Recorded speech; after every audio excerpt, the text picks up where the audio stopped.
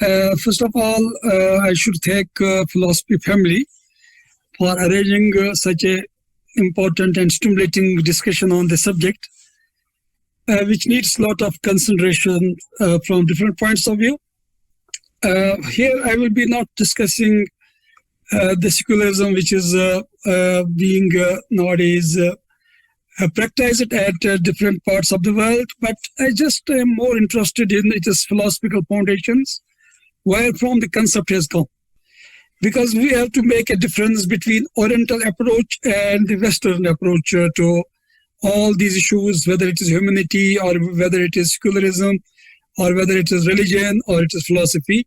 As I have already discussed in my talk on humanity, that there are different perspectives on this subject, and there is no one rubric for these all, isms or philosophies. To be honest, we have to go a long way to understand ourselves what we mean by secularism, because as has been said by Professor Ranjit Goji, that there's a lot of confusion, and in most cases this term is being used in the political terminology rather than in its philosophical connotations or other such type of worldly connotations. Mostly it is being considered as a political concept rather than philosophical concept. But my interest is more in its being a philosophical concept than any religious or political concept. So to start with, I can say that secular means worldly rather than spiritual, and not specifically related to religion or to a religious body, as we know the term secular music. And this is also connotation of it is that secular means not to be bound by monastic restrictions, especially not belonging to a religious order used by the clergy. Secular humanism and such type of other philosophies that advocate human rather than religious values. Secularism in this way will mean religious skepticism or indifference. Second, the view that religious considerations should be excluded from civil affairs. So this has been also one meaning which has been given to this term by the people of lexicography. And secularism means to lift the monastic restrictions from a member of the clergy. This is also one of the meaning which has been given to it by the American Heritage Dictionary, a very important topic on this subject. So let us try to see how philosophers have seen it in different ages and different times.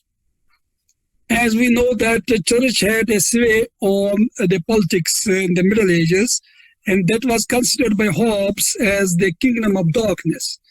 And why we call this the new era which started, Renaissance or Enlightenment, because they considered the period which was dominated by church as Dark Ages, because that was opposing science, philosophy, rationalism, and all such type of tendencies.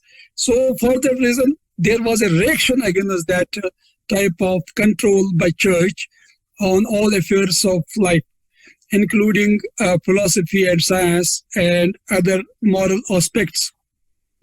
And this reaction was natural in many ways, because several things which were not basically religion, those were being presented as religious, although those were something else than religious.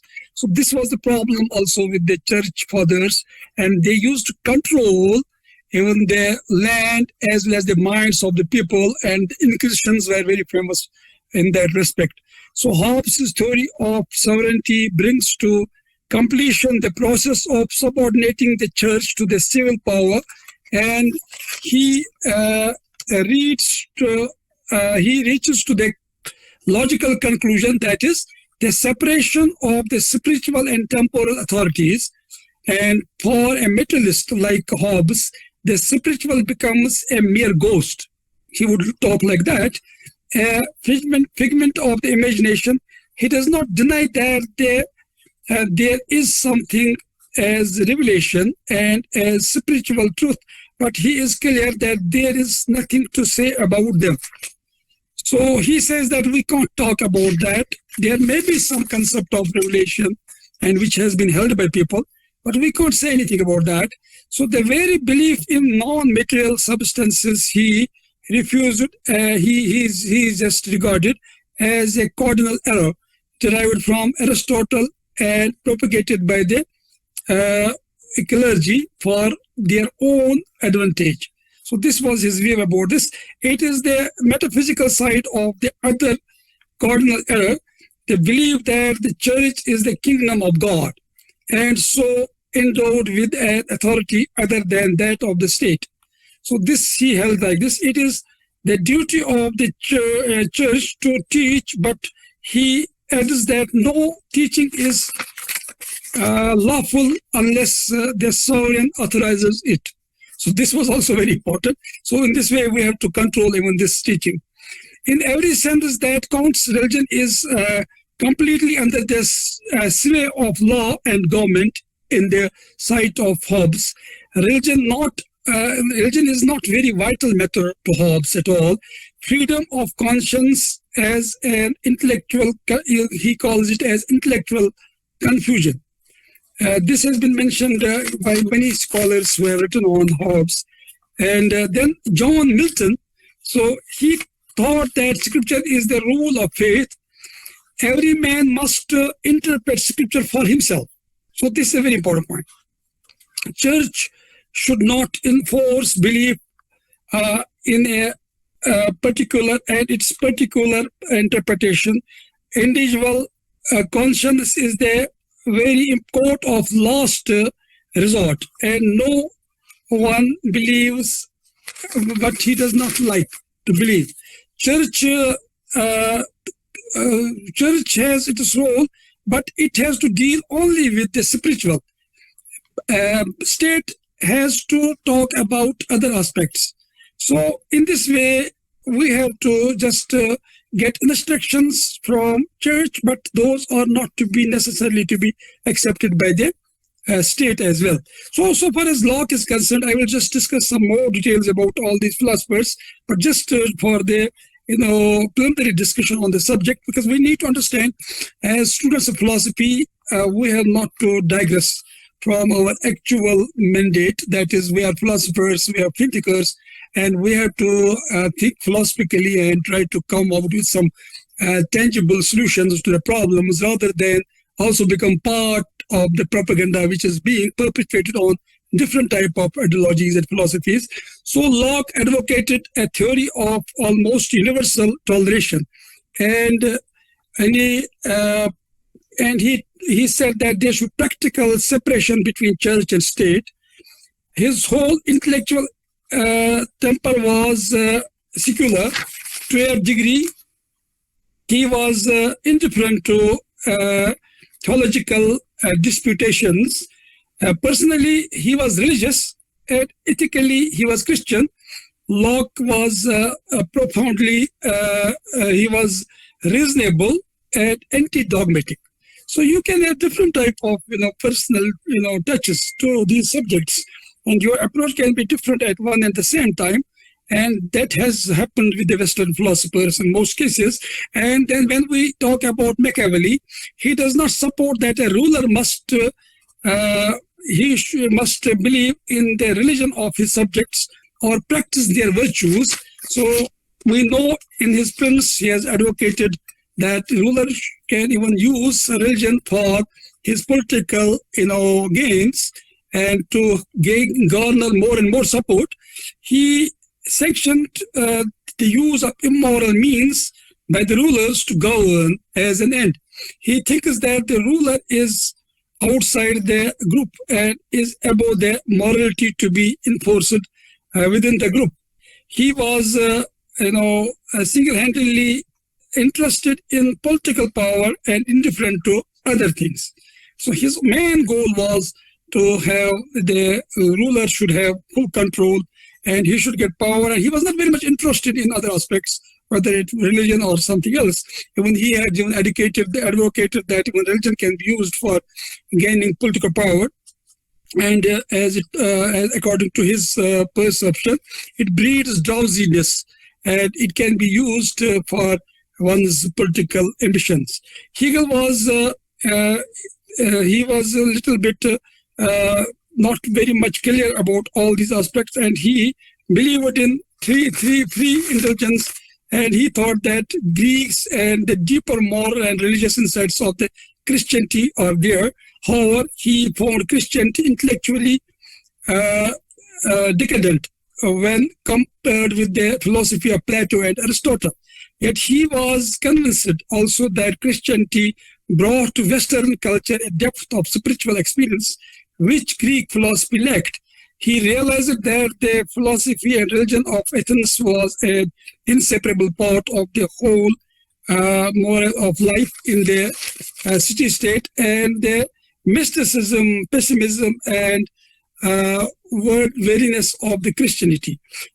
So far as Marx is concerned, we talked clearly about religion, that it is the opium of masses, it is the heart of heartless, soul of soulless, it is the sigh of the oppressed, and it is the opium of masses.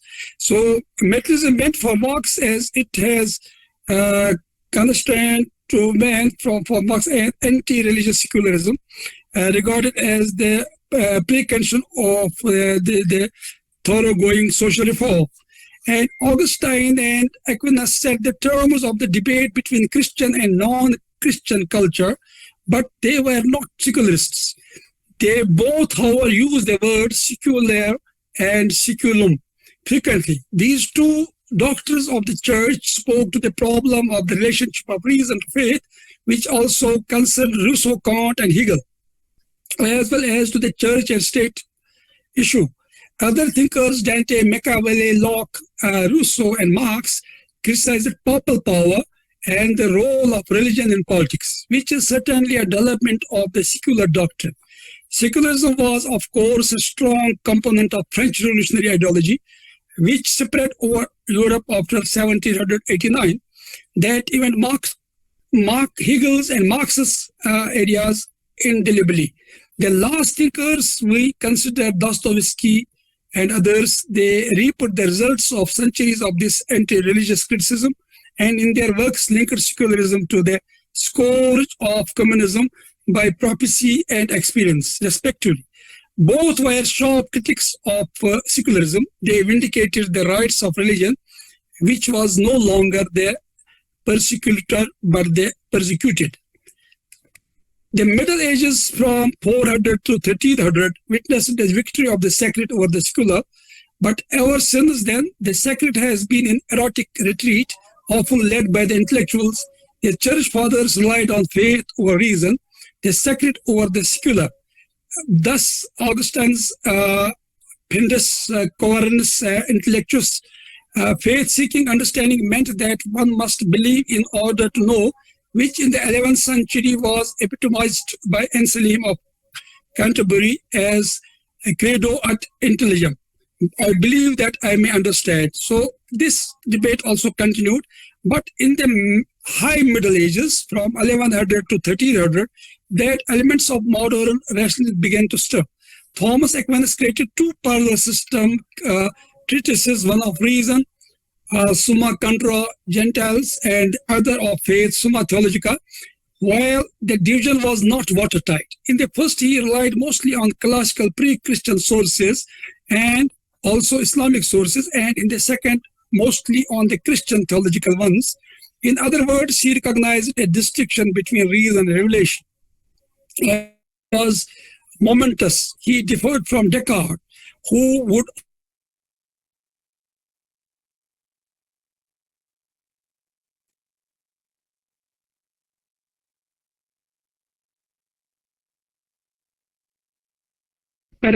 parenthesis, he did not open even though he accepted its contents. This respectful suspension by Descartes is secularism in that it segregates religion from philosophy. But Aquinas was the first to make the distinction, the difference being that for him theology was knowledge, a superior knowledge to boot, albeit knowledge based on and other principles, namely revelation. The centuries after Aquinas, the Renaissance centuries, show a further gulf separating reason from religion, represented by an ever more powerful papacy and the emerging state represented by the Western and medieval monarchs, the Renaissance state, and the ailing Holy Roman Empire. The focus that changes from the Thomist reason and revelation, which shaped Dante's Divine Comedy, to the relation of church and state. Both Dante and Machiavelli's views are examples of pre-Reformation challenges to papal temporal power. The Protestant Reformation is the key backdrop to modern secularism. For Luther tied personal salvation to scripture, sola scriptura, and faith sola fides, rather than to church authority or good works. But it did not produce a consensus.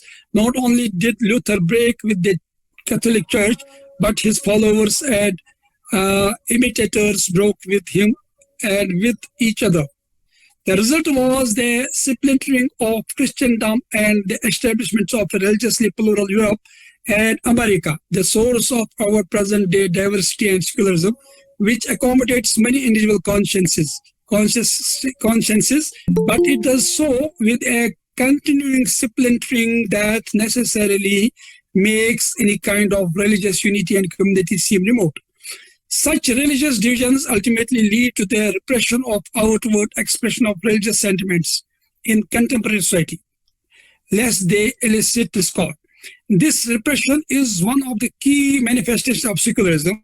Voltaire noted in his letters on England that Muslims, Christians, and Jews get along fine at the stock exchange, where religious affiliations are irrelevant. There one ratchets down to a lower common denominator, where men can presumably live without conflict, but we would add also without much meaning.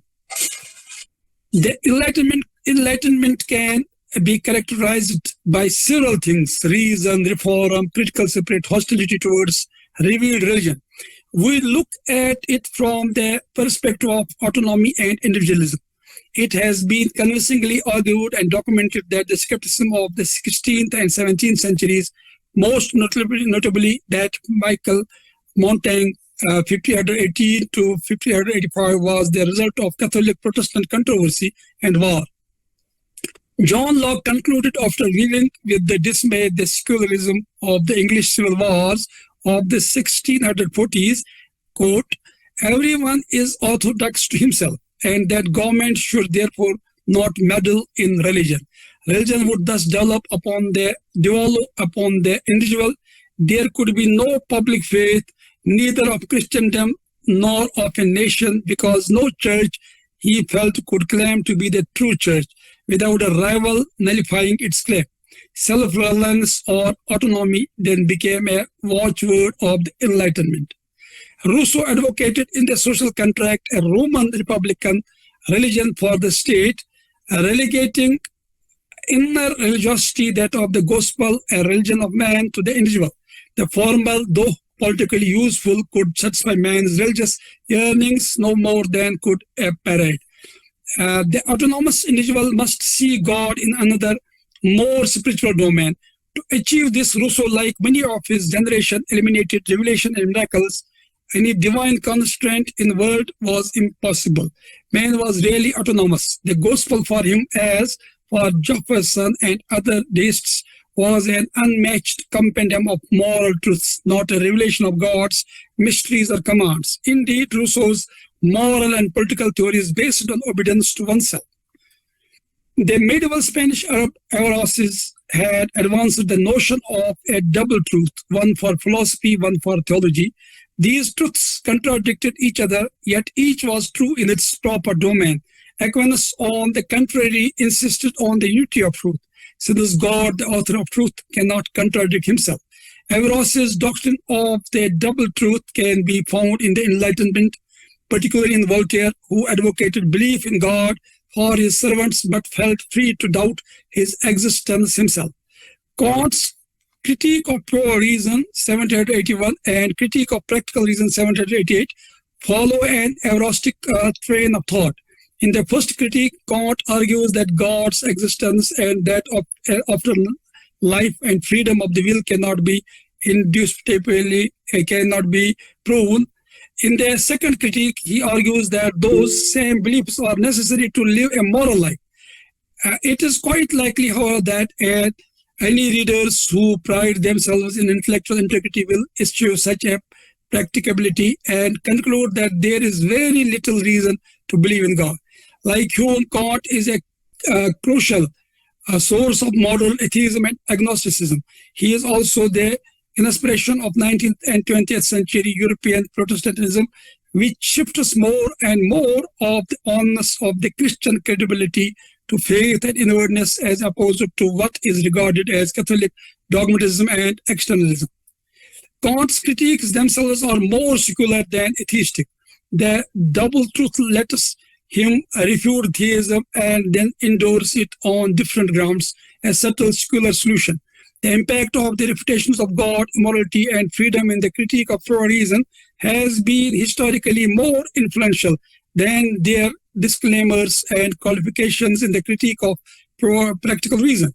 The split between the two sundered the unity of inherited philosophical thought. In the second, titled The Dialectical Upward and Downward, Hegel converts the Kantian antinomies or contradiction into a dialect that restores the importance of externality and objectification. Hegel, for his part, stresses that the idea never fulfills itself until it comes into conflict with its antithesis and rises up to a new level. Thus, the Enlightenment and the French Revolution laid too much emphasis on individual reason and right, which led to anarchy. They can only be made viable when they are solidified in a viable state. For Hegel, the state takes the place of the church, which in his philosophy of right, 1821, is morally and institutionally subsumed by the state. This exceeds the Lutheran subordination of the church to the state. What is noteworthy, Hegel and his follower Marx, is that all confidence in redeeming man has shifted from the church to the state, and that the nature of this redemption itself becomes wholly secular. It mirrors the numerous secularizations of church lands by the state throughout revolutionary and Neoplatonic and Neopolonic Europe. Hegel believes that man's fulfillment is reached not only through transcendence of contradictions and objectification in institutions, but also through a growth of self-consciousness at each step. The result in Hegel is to bring God's existence to reside exclusively in human consciousness, which as absolute spirit then takes his place. When Hegel writes of Christ's incarnation, one is left wondering whether God became man or man became God. Indeed, one of his followers wished he would speak more clearly of God as a really existent thing and not just a thought in human consciousness.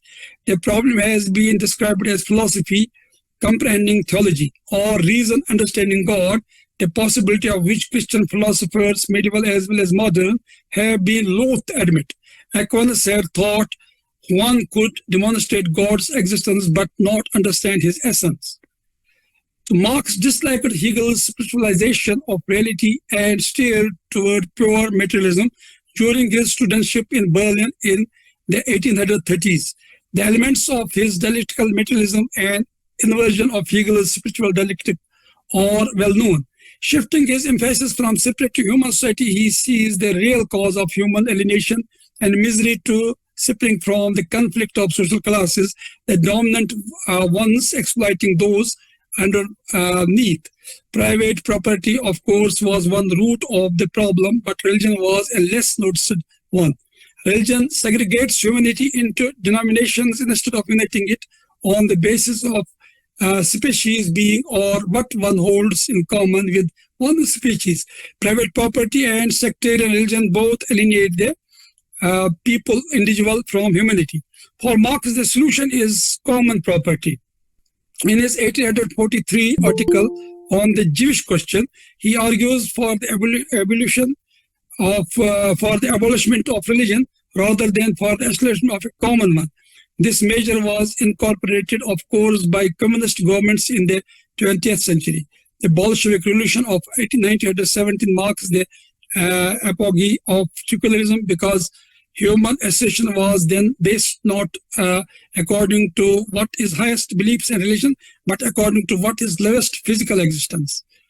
In this way, there are so many other scholars like Auguste Comte and Hugo and George Sand and others who have also talked like this. And then Nietzsche would reach the opinion that God, has been removed from the world, and Dostoevsky was dogmatized some of its consequences in a novel called Demons of the Possessed. In the book, a provincial town observes atheism with professional revolutionism, Hegelianism, and the latest intellectual fashions from the West are trumped by an underground revolutionary network that finally torches part of the town and murders some of its inhabitants. The novel, which captures mid-century terrorism, populism, and nihilism, can be seen as a prophecy of the totalitarianism. Dostoevsky's Slavophile novels are among the first and most powerful critique of Western secularism. So after discussing all these ideas about secularism from medieval times to present times, then we have Bertrand Russell and then existentialists and others. So I can say that so far as the philosophy, this secularism has been presented as the triumph of reason over faith. This is the problem with the West, but so far as East is concerned, as Professor Ghosh has mentioned some of these aspects in the Indian context, this concept of secularism has never existed in the East at all. So religion has been intertwined with all the activities of man, whether epistemological, philosophical, economic, political, and whatever activities there have been. So in this way, we have to differentiate between the philosophical connotations of secularism and its practical implications.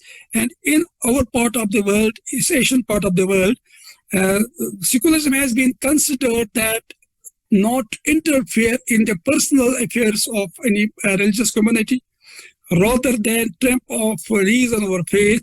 So faith has been accepted by the Oriental concept of, religions, and it has been given the, chance to flourish, but not interfere in the public affairs of the people. So in this way, if we see from the Islamic point of view, so Islam also has just tolerated other religions. For example, not only tolerated, but even they have been given, freedom. For example, in Medina, there were the Jews in the first stage that there was Misak Medina, where the Jews and Muslims lived together, and then they started the first, constitution, which is known as the first constitution, written constitution of the world, where Jews and Muslims were considered a community or a nation. So in this way, we have such type of examples from doctrinal point of view and also the practical point of view, where the different kind of non-interference in the religious affairs of others has been practiced by the Asian, I should say, different type of governments in different parts of the world, as has been mentioned by Professor Ranjitji, so far as Ashoka was concerned, Akbar was concerned, and then we have also Zain al-Abidin in Kashmir, and then there have been so many other rulers who have never tried to interfere in the affairs of other religions. Rather, they have allowed other religions to flourish, but they never interfere in their religious matters and the matters which pertain to conscience. So in this way, here we have to try to understand there are two paradigms of secularism. One is based on the philosophical connotations, when people turned against the church and then they started falsifying everything of religion. And there was a type of revolt against religion. And secularism was considered to be the triumph of reason or faith, where faith has no role, but reason and philosophy and science has to dictate terms. But in the context of East, so religion has been never, at hurdle in the way of science or culture or any rule even many times. So we have to make this difference between these two paradigms of secularism, Eastern and Western. In the Western, it was mostly philosophical in nature, but in the Eastern part of the world, it was maybe sometimes agnostic. There were agnostics like Buddhists, and then there were also some other people who were agnostics, but they have never just tried to impose their own philosophies or own their views on any other religious community. So in this way, we can make this difference between these two type of paradigms from the Western and Eastern point of view. But one point which is very important, on which I will like to end, is that this has worked in a nice way in the Eastern part of the world. And when there are multi-faith societies and multicultural societies, to impose one faith on other communities or the values on other communities will lead definitely to disruption and conflict, and that will be disastrous for the communal harmony of the communities wherever they live. And this has been not the practice of the East at all in any age. There may be some sporadic examples, but people have been living peacefully. And I will end with this saying of Nehru: the only alternative to coexistence is co-destruction. Thank you very much.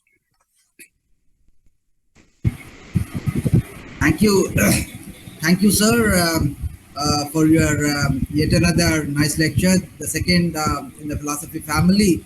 So, two things before I invite. Let me tell two things, good things that you have said. That you have attached secularism with the worldly affairs rather than the spiritual or the religious affairs. Number one, and you have attached you have focused secularism more on the human values rather than the religious values. Then you talked of non-imposition of any format on another format. Third, and most vital, that any sort of questioning from one religious standpoint on a secular format is something which must be questioned again. So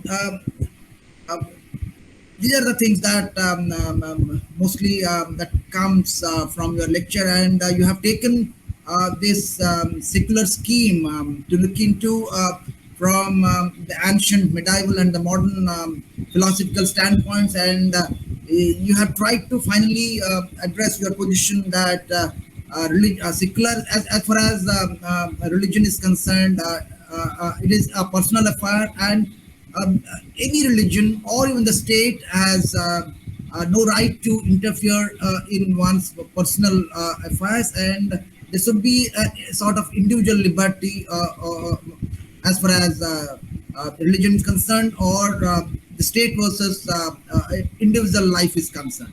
So there should be religious neutrality from the standpoint of the state, and there should be religious freedom from the standpoint of the individual. And you have tried to see this from a philosophical perspective through the ages, and very nicely you have said towards the last that in the East there is more of harmony. Well, even though there is a multi-cultural or multi-religious the Eastern side, Eastern world, but still there is more of harmony. Well, there may be sporadic instances, but this should not be generalized. There is more of harmony, there is more of understanding between religions in the Eastern world. Thank you, sir, for your nice lecture, and you have tried to see this from a philosophical angle. Thank you very much. So now, well, if I look into the chat box, I can find questions from B. Sisadri. Well, sir, if you want to say something directly, or should I ask this question directly? Would you like to speak, sir, Professor Sisadri? Yes, sir. Yeah, I will. Yes, sir. Welcome. I would like to speak, but I just recently read an article in Times of India, speaking tree by Judge Suraya, the enigma, deciphering the enigma of departure. I get a feeling sometimes that our secularism has been defined predominantly by the concept of fear. And fear is something that is ingrained in our consciousness from childhood. Whether it is fear of God, elders, fear of animals, whatever it is. And secularism has been practiced. I was born after independence, so I was brought up in that culture where secularism was restricted only to religion. After hearing both of you, I get this feeling that we need to redefine secularism more from an ethical standpoint than a religious standpoint. Primarily, Secularism doesn't make any sense to a person who doesn't get anything to eat. There are people who don't have the basic conditions of living a daily life.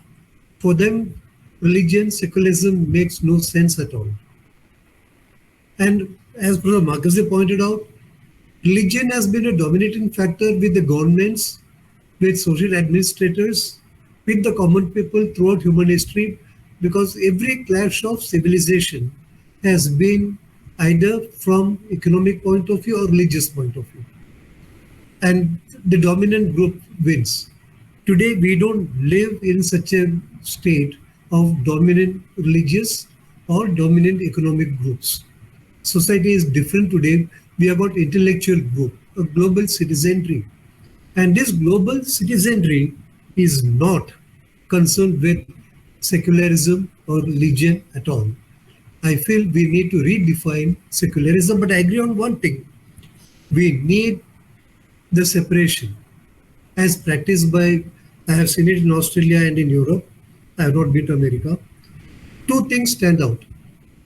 No government, a secular government, cannot help, promote, or encourage the religious sentiment of any one group at the cost of other groups, in the name of minorities, in the name of caste. Secularism has to go beyond religion. It will take knock of religion and consider only, in my opinion, the economic standpoint of well-being of everyone, health, education, food, shelter. Only then we can have some basis to talk of secularism. This is my personal view, and I would like both the scholars to enlighten me further on this. Thank you. Professor Professor Marazi, well, please, yes. Please may first start, or I should start. No, you start, sir. Okay. I am prepared for both. I am happy that, Professor Sadri Sahab, after a long time I have seen him. So he had sent an article for my book that was published long back. So it was nice to see you again, sir. Okay. So your observation was really very, important, that when you don't have anything to eat, so you are not concerned about secularism and anything else. Basically, if the states or welfare states, then they will not talk in terms of religion or, denominations. They'll be more concerned with the welfare of the people and to mitigate their sufferings rather than talking about such issues which may be controversial, or there may be two or more opinions about that. And those matters relate to conscience. And matters of conscience are very dear to each and every denomination. So those things, if these are being, started and debated by the rulers, then they may create more fissures in the society rather than solve the problems of people. But in the welfare society and welfare state, we expect that people who are at the helm of affairs, they will be concerned with the mitigating of the sufferings of the people, because that is their Raj Dharam. That is their basic duty, to support the people who are the marginalized, who are poor, who are suffering. Otherwise, if we just make, start debating this issue and that issue instead of addressing the actual problems of the people, so that will be definitely, not of any interest to the person who are suffering. So if we are really, serious about that, so economic issues are more important for a government to address rather than other issues which pertain to different denominational aspects, because those can create more fissures in the society rather than lead to any unism or solidarity and harmony. So this point is very right. You are right, sir. And I believe that from my study of the religions of the world, not only one religion but other religions also, this has been always the concern of the prophets and the sages and the seers. And even, whosoever rulers were, Ashoka, Akbar, and Zain al-Abidin, and almost all the pious rulers of the past and present, they've been always more concerned with mitigating the problems, especially economic problems of the people, rather than arousing such controversies which create more problems for people rather than solve even the existing problems. So I agree with you, sir. Thank you. Thank you so much. Thank you, Professor Marazi. Thank you. Well, Professor Ghosh, you want to reflect on this? Thank you. No, in this context, I want to go back to the Constituent Assembly discussion when the Constitution of India was framed. And you will be surprised to know that Nehru and Ambedkar both were against entering the word secular into the preamble to the Constitution of India. Right. Because they were such great scholars. They were aware very much about the spirit of India. Even if we know that Ambedkar was suffered by the ritualistic Hinduism from his early childhood, and he suffered a lot, still he had some sub-corner for Hindutva, the Hinduness, the plurality of India.